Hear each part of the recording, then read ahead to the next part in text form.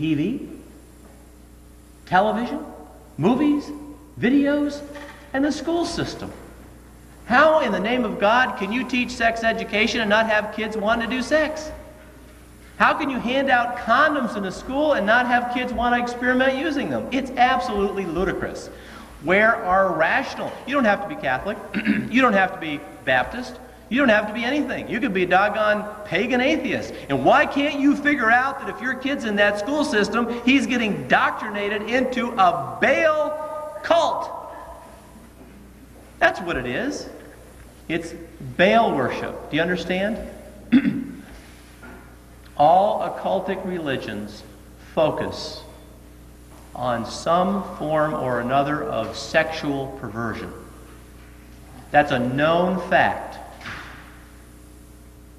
All pagan religions, regardless of which one it is, all stem from one form or another of sexual perversion. You see, I'm only now figuring out that all of this stuff that's isolated, people are fighting this problem, and people are fighting that problem, and people are fighting this problem over here, whatever it is. And not that they shouldn't, they should. But this all falls within the arena, all falls within the amphitheater of sorcery, is what it is. And they are initiating our children in this country and around the world into one form or another of mysticism or pagan occultism. And what did we see before? What did Joseph Stalin say that they needed to do? He said we needed to indoctrinate people into mysticism. Go to a Barnes & Noble. Go to a Barnes & Noble and just walk around. Take a walk. Go into the health section. Go into the psychology section. Go into the history section. Go into the women's section. Go into the religion section. Go into the fiction. Go into the nonfiction. I don't care where you go. Go into the music section. Go into the cookbook section. You're going to find New Age.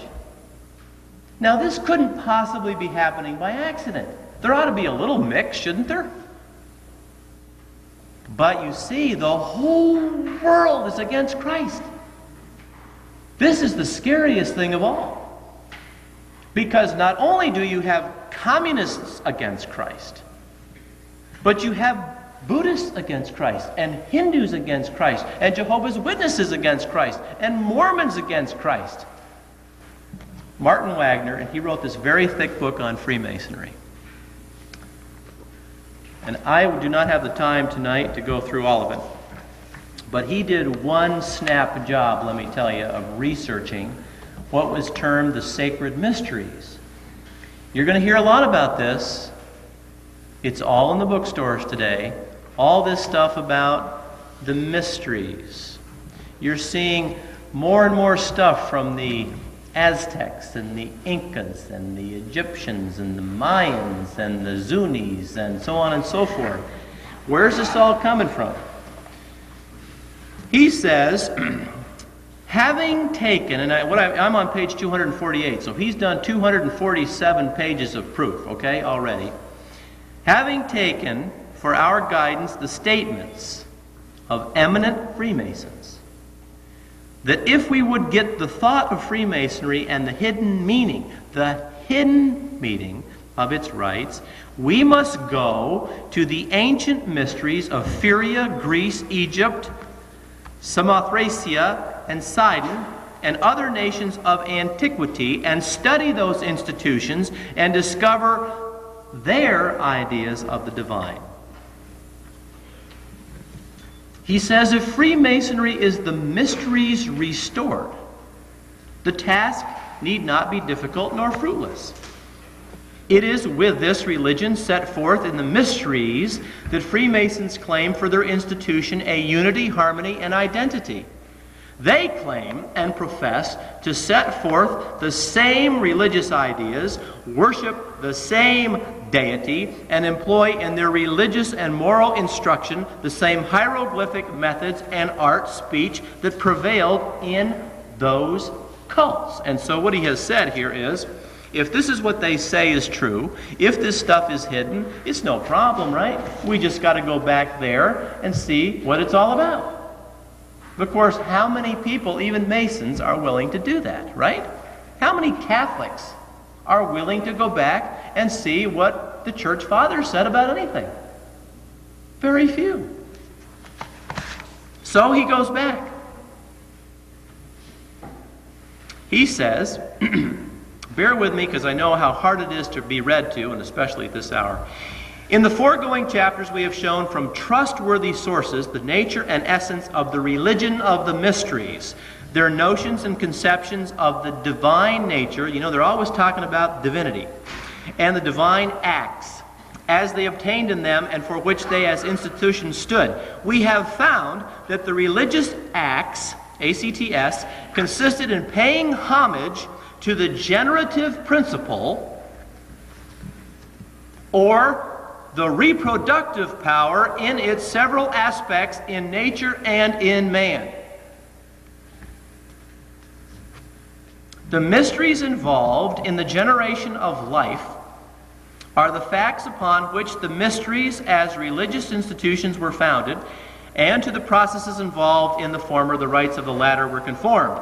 If then there is a unity in the religious ideas and conceptions of the divine nature in the mysteries and Freemasonry, upon Masons' own confessions and declarations, the proof is conclusive that Freemasonry is a sex cult, in which the generative powers are adored and worshipped under disguised phallic rites and symbols. Phallicism is the essence of the religion of the mysteries, and phallicism is the essence of the religion of Freemasonry.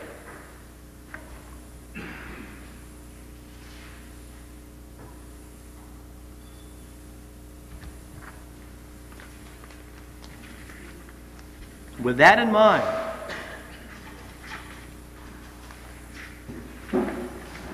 let's go through a few more acetates.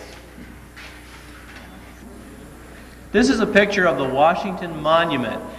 Every picture, virtually, that you see of Washington, D.C., recently you see on the cover of books, every time you look, you see a picture of the Washington Monument. This has very, very much importance for members of the occult, because you see, the Washington Monument, to members who understand the occult, they know the Washington Monument is a symbol for the phallus. If you fly over the Washington Monument, there is a circular pool around it, which basically is a dot, meaning a dot in a circle. If you look at it from the air, can you understand what I'm saying? And a dot in a circle is a symbol for sun worship. If you go to Pat Robertson's book called The Millennium, there is a dot in the middle of a circle on every single page. A dot within the circle was the symbol used by the Illuminati. And in the ancient Mayan religion, it was used to signify Ra, the sun god. And so this is where we get the sacred mysteries. You see, we've been living with them and never known it. I did not know this myself until relatively recently. Now, this is not anything that jumped out of a hat. It's nothing new. This stuff has been going along, marching through time, right along with Christianity for pretty much ever. And the proof of the point is that Washington Monument is a perfect copy of Cleopatra's Needle, which came from Egypt. And there is I'm not sure if it's the exact one or one very similar that has now been moved to Central Park, New York.